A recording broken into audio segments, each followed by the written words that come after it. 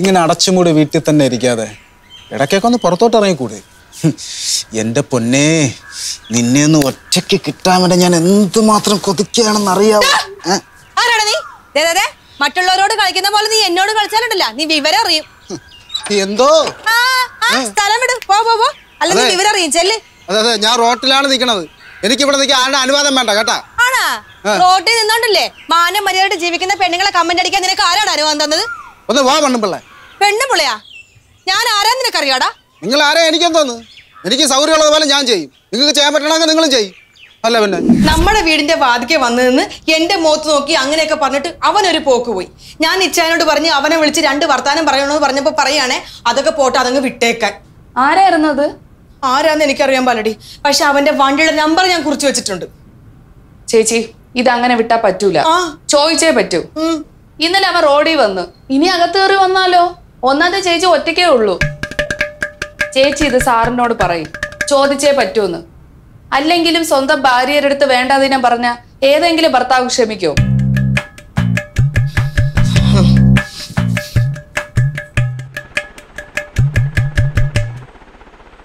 ഇച്ചാൻ ഇതിലൊരു തീരുമാനം ഉണ്ടാക്കിയേ പറ്റൂ. ഏതിന്? ആ വാങ്ങി നോക്കിയുടെ കാര്യത്തില്. എന്ത്? അവന്റെ ബൈക്കിന്റെ നമ്പർ ഞാൻ കുറിച്ച് വെച്ചിട്ടുണ്ട്. അത് വെച്ചിട്ട് ആളെ കണ്ടുപിടിക്കാൻ പറ്റും. ഇച്ചാൻ അവനെ കണ്ടുപിടിച്ചേ പറ്റൂ. കണ്ടുപിടിച്ചിട്ട് എന്ത് ചെയ്യാനാ? അയ്യോ, നല്ല ഫസ്റ്റ് ചോദ്യം. അതെ, ഞാൻ ഇച്ചാന്റെ ഭാര്യയാണോ? അല്ലേ? ചോദിച്ചതിന് സമാധാനം പറ. ഞാൻ ഇച്ചാന്റെ ഭാര്യയാണോന്ന്? ആണല്ലോ. സ്വന്തം ഭാര്യനെ പട്ടാ പകൽ ഒരാള് അനാവശ്യം പറയുന്നത് ഇച്ചാൻ ഒരു പ്രശ്നമല്ലേ? ആലിസ, നിന്നോട് ഞാൻ പല പ്രാവശ്യം പറഞ്ഞില്ലേ, ഇത്രയും നിസാര കാര്യങ്ങൾ നിങ്ങൾ സീരിയസ് ആവല്ലേ. ഒരു കാര്യം കറക്റ്റ് ആണ്, അവൻ ചെയ്തത് തെറ്റ് തന്നെയാണ്. പക്ഷെ ഇനി അവൻ ആവർത്തിച്ചാൽ അപ്പൊ ഇടപെടാം. അത് പോരെ? അത് പോരാ. എന്തു ആടി? ഇച്ചാൻ ഇന്നലെ നടന്ന പ്രശ്നത്തിന് പരിഹാരം കണ്ടേ പറ്റൂ. എന്ത് പരിഹാരമാ കൊച്ചു ഉദ്ദേശിക്കുന്നത്? പറയട്ടെ. ഇച്ചാൻ അവനെ കണ്ടുപിടിക്കണം. അവന്റെ മുഖത്ത് നോക്കി 4 വർത്തമാനം പറയണം. പറ്റിയാൽ അവന്റെ ചെകിട്ടത്ത് നോക്കി 2 എണ്ണം പൊട്ടിക്കുകയും വേണം. തല്ലാനോ? തന്നെയല്ല, എന്താ കുഴപ്പമെന്താ? ചുമ്മാതൊന്നുമല്ലല്ലോ, എന്നോട് അനാവശ്യം പറഞ്ഞിട്ടല്ലേ. മേലിൽ അവൻ ഒരു പെണ്ണിനോടും ഇങ്ങനെ പെരുമാറാൻ പാടില്ല. എന്റെ പൊന്നെ ആലിസ, നീ ഇങ്ങനെ ചെറിയ കാര്യങ്ങളൊന്നും ഇങ്ങനെ വലുതാക്കരുതേ. വലുതാക്കിയാൽ എന്താ കുഴപ്പം? ഇങ്ങോട്ട് നോക്ക്. ഞാനേ തേക്കുംകാട്ടിൽ പത്രോസിന്റെ മോള. അതിനെപ്പോ ഇവിടെ പറയും. എന്റെ അപ്പച്ചനെ എന്നെ കണ്ണില് കൃഷ്ണമണി പോലെ കൊണ്ടു നടന്നേക്കുന്നത്. ജീവിതത്തിൽ ഇന്നേ വരെ ഒരാളും എന്നോട് ഇങ്ങനെ പെരുമാറിയിട്ടില്ല. നാട്ടിലെങ്ങാനും ആരുന്നെങ്കില് അവന്റെ കൈയും കാലും എന്റെ അപ്പച്ചൻ തല്ലി ഓടിച്ചേനെ. അതെങ്ങനെ? ഇച്ചാൻ എന്നോട് സ്നേഹമില്ലല്ലോ. സ്നേഹമുള്ള ഭർത്താവായിരുന്നെങ്കിലേ ഭാര്യ പറയുന്നതിന് മുന്നേ തന്നെ അവനെ പോയി കണ്ടുപിടിച്ചേനെ. ഇതെന്താ, ഞാൻ എത്ര പ്രാവശ്യം പറഞ്ഞിട്ട് പോലും ഇച്ചാനൊന്നും മൈൻഡ് പോലും ചെയ്യുന്നില്ല. എന്റെ ആലിസേ, ഞാൻ നിന്നോട് പറഞ്ഞു, ഇത് ആദ്യത്തെ സംഭവമല്ലേ, രണ്ടാമതുണ്ടാവട്ടെ. അപ്പൊ നോക്ക്, എന്താന്ന് വെച്ചാ നോക്കാം കേട്ടോ. ചോദിക്കാനും പറയാനും ആരും ഇല്ലാത്തോളായിപ്പോയി ഞാൻ. എന്റെ വിധി.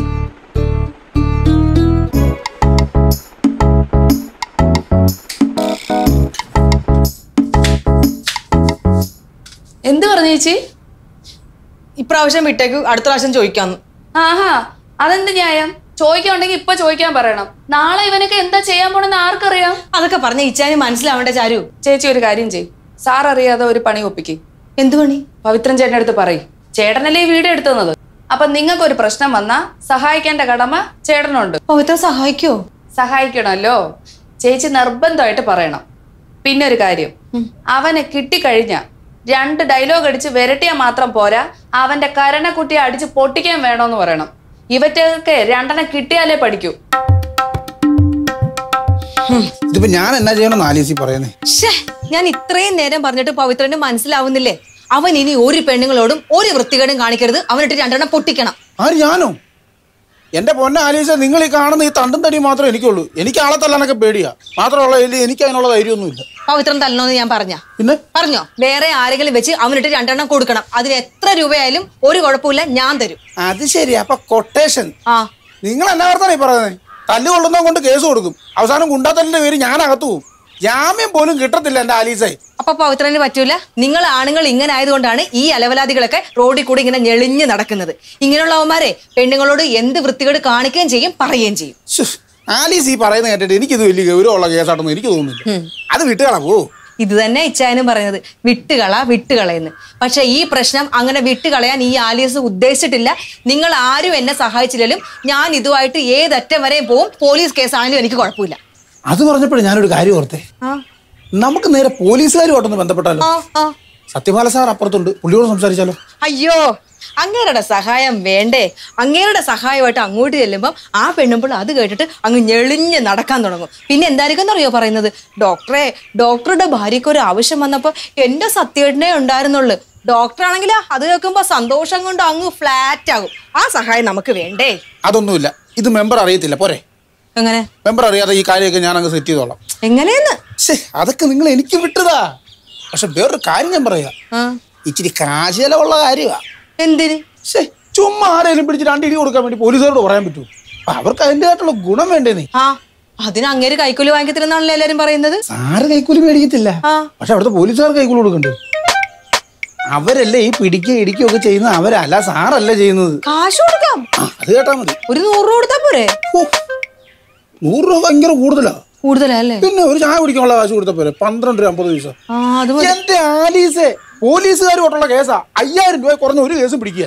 5000? പിന്നെ 5000 രൂപ വേണം. 5000 രൂപയൊക്കെ തരാം, പക്ഷെ അവനിട്ട് നല്ല ഇടി കൊടുക്കണം. കൊടുത്തിരിക്കും. മേലല്ല അവൻ ഒരു പെണ്ണോടും ഇങ്ങനത്തെ വൃത്തിയോട് കാണിക്കരുത്. അവൻ ജീവിതത്തിൽ കാണിക്കല്ല, ഞാനാ ഉറപ്പ് പറയുന്നത്. ഉറപ്പാണല്ലോ? പിന്നെ അല്ലാതെ. ഉറപ്പാണെങ്കിൽ ഇവിടെ നിൽക്കുക, ഞാൻ കാശ് എടുത്തോണ്ട് വരാം.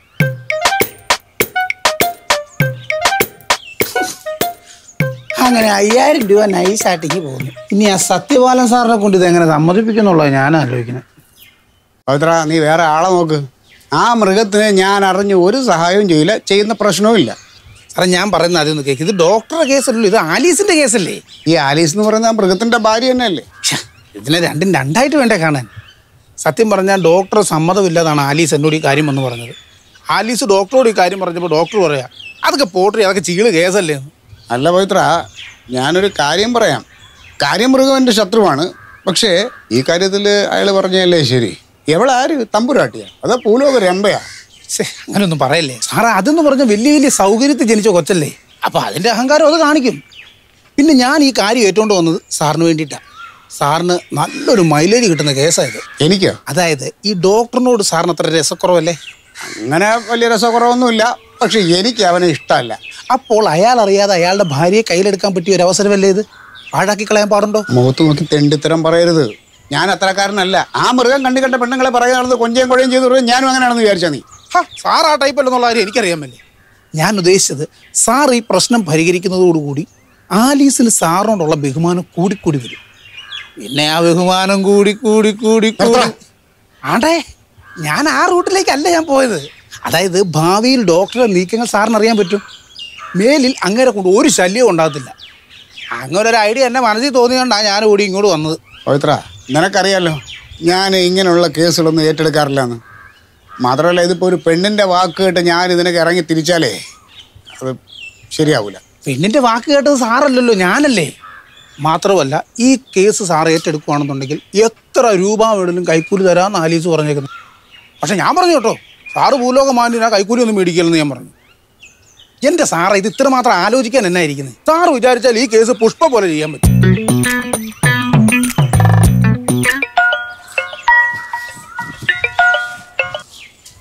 ഹലോ.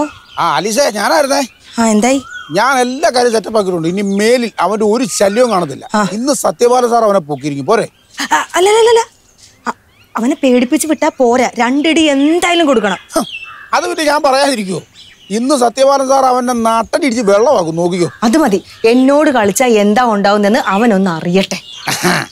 പിന്നെ ഈ 5000 രൂപ കൊണ്ട് മുതലാവത്തില്ലെന്നാ സാറ് പറയുന്നത്. പിന്നെ ആലീസിന്റെ കാര്യം ആയതുകൊണ്ട് ഞാൻ പറഞ്ഞു ഒരു വിധം സെറ്റപ്പ് ആക്കി വെച്ചിട്ടുണ്ട്. എന്നാ ശരി, വെക്കട്ടെ ഞാൻ. എന്നാ ശരി. ശരി. എന്താടി ഒരു കള്ളത്തരം? എന്ത് കള്ളത്തരം? ആരാ വിളിച്ച? അത് പവിത്രൻ. ചുമ്മാ എന്തോ ഉണ്ടല്ലോ. ഒന്നും ഇല്ലാന്ന്.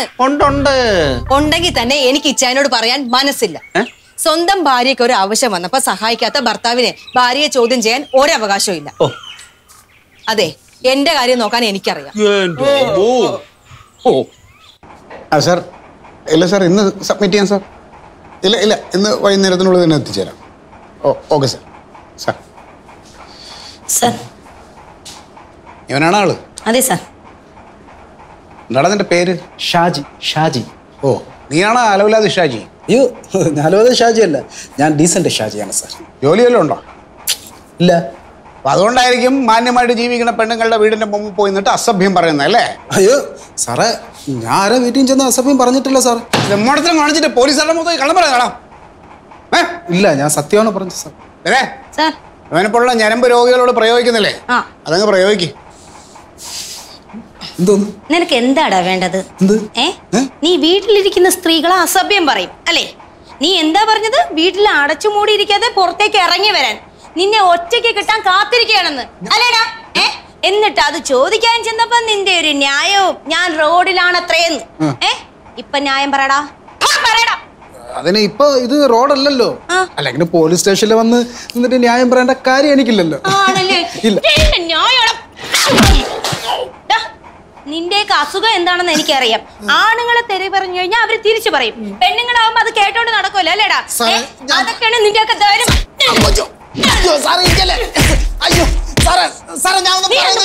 അല്ല സാറേ, ഞാൻ പറയുന്ന കേക്ക്. അത് കേട്ടിട്ട് നിങ്ങളെ ഇടിക്കുക എന്താന്ന് വെച്ചാൽ ചെയ്തോ, എനിക്കൊരു കുഴപ്പമില്ല. എന്താന്ന് വെച്ചാൽ ചെയ്തോ സാറേ, ഞാൻ പറയുന്ന കേക്ക്. എന്നിട്ട് എന്നെ ഇടിച്ചോ? എന്താ നിനക്ക് പറയാനുള്ളത്? പറയും സാറേ. സാറിന്റെ വീടിന്റെ ആ സൈഡിലുള്ള വഴിയില്ലേ, അവിടെ കൂടെ ഞാൻ ബൈക്കിലോട്ട് വരികയായിരുന്നു. അപ്പോൾ എൻ്റെ മൊബൈലിലോട്ട് ഒരു കോൾ വന്നു. ഞാൻ ലൈൻ അടിക്കണ പെണ്ണാണ് എന്നെ വിളിച്ചത്, മനസ്സിലായില്ലേ?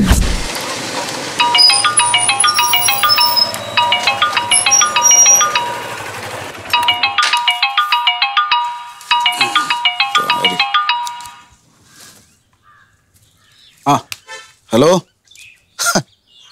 ഇപ്പോഴാണോ വിളിക്കുന്നത്? ഞാൻ എത്ര നേരം നിന്നിട്ട് വിളിക്കുകയാണെന്നറിയോ? പിന്നെ പറ, എന്തൊക്കെയുണ്ട് വിശേഷങ്ങൾ? ഇങ്ങനെ അടച്ചുമൂടി വീട്ടിൽ തന്നെ ഇരിക്കാതെ ഇടയ്ക്കൊക്കെ ഒന്ന് പുറത്തോട്ട് ഇറങ്ങിക്കൂടി. നമ്മളൊക്കെ ഇവിടെ ഉള്ളപ്പോൾ നിന്റെ ബോറടി മാറ്റാനാണ്. അപ്പം നീ ഒരു വാക്ക് പറഞ്ഞാൽ മതി, ആ കാര്യം ഞാൻ ഇങ്ങനെ മിണ്ടായിരുന്ന എങ്ങനാ? എന്തെങ്കിലും ഒന്ന് പറ, കേക്കട്ട്. ആരാടാ നീ ഇങ്ങനെ ചൂടായാലും എങ്ങനെ? എത്ര നാളായി ഞാൻ ഇങ്ങനെ പുറകെ നടക്കുന്നു? എല്ലാത്തിനും ഒരു പരിധി ഉണ്ട് കേട്ടാ. എന്ത് പരിധി? വെറുതെ വീടിന്റെ മുന്നിൽ വന്ന് വൃത്തിയാടി വിളിച്ചു കൂവിയാലുണ്ടല്ലോ. എന്റെ പൊന്നേ, നിന്നെ ഒന്ന് ഒറ്റയ്ക്ക് കിട്ടാൻ വേണ്ടി ഞാൻ എന്തുമാത്രം കൊതിക്കുകയാണെന്ന് അറിയാവോ? ആരാടാ നീ? എന്ത്? മറ്റുള്ളവരോട് കളിക്കുന്ന പോലെ നീ എന്നോട് കളിച്ചാലുണ്ടല്ല, നീ വിവരം അറിയും. എന്തോ സ്ഥലം വിട്, പോ അല്ലെങ്കിൽ വിവരം അറിയും. ചെല്ല്. അതെ, ഞാൻ റോട്ടിലാണ് നിൽക്കണത്. എനിക്ക് ഇവിടെ നിൽക്കാൻ ആരുടെ അനുവാദം വേണ്ട കേട്ടാ. ആണാ? റോട്ടിൽ നിന്നോണ്ടല്ലേ മാനം മര്യാദയായിട്ട് ജീവിക്കുന്ന പെണ്ണുങ്ങളെ കമന്റ് അടിക്കാൻ നിനക്ക് ആരാണ് അനുവാദം തന്നത്? ഒന്ന് വാ പെണ്ണുപിള്ളേ. പെണ്ണുപിള്ളയാ? ഞാൻ ആരാ നിനക്കറിയാടാ? നിങ്ങൾ ആരാ? എനിക്കെന്തോന്ന്? എനിക്ക് സൗകര്യമുള്ളത് പോലെ ഞാൻ ചെയ്യും. നിങ്ങൾക്ക് ചെയ്യാൻ പറ്റണമെങ്കിൽ നിങ്ങളും ചെയ്യും. അല്ല പിന്നെ ചെയ്യാം. സാറേ, അത്ര ആയപ്പോ അവിടെ നിറം മാറി. പിന്നെ അവിടെ നടന്നത് സാറന്മാരൊന്ന് കേൾക്കണമായിരുന്നു. ചെയ്യോടാ, അടിച്ച് നിന്റെ പല്ല് ഞാൻ താഴെ ഇടും. പിന്നെ നിങ്ങൾ അടിക്കാൻ വന്ന ഞാൻ ഇവിടെ കൈയും കെട്ടി നോക്കിയിരിക്കേ. നിനക്ക് ഞാൻ ആരാന്നറിയോടാ? നാറി. എനിക്ക് നാറിയുന്ന? അത് തന്നെ. തേക്കുംകാട്ടിലെ 10 ദിവസത്തിന്റെ മോള് ആലീസ ഞാൻ. എന്റെ അപ്പച്ചൻ വിചാരിച്ചാൽ നിന്റെ പൊടി പോലും കാണൂല. നിങ്ങൾ അപ്പ ഏത് മജിസ്ട്രേറ്റ് ആയാലും എനിക്ക് വെറും പുല്ലാണ്. വിളിക്കോടാ നീ? വിളിക്കും ഞാൻ.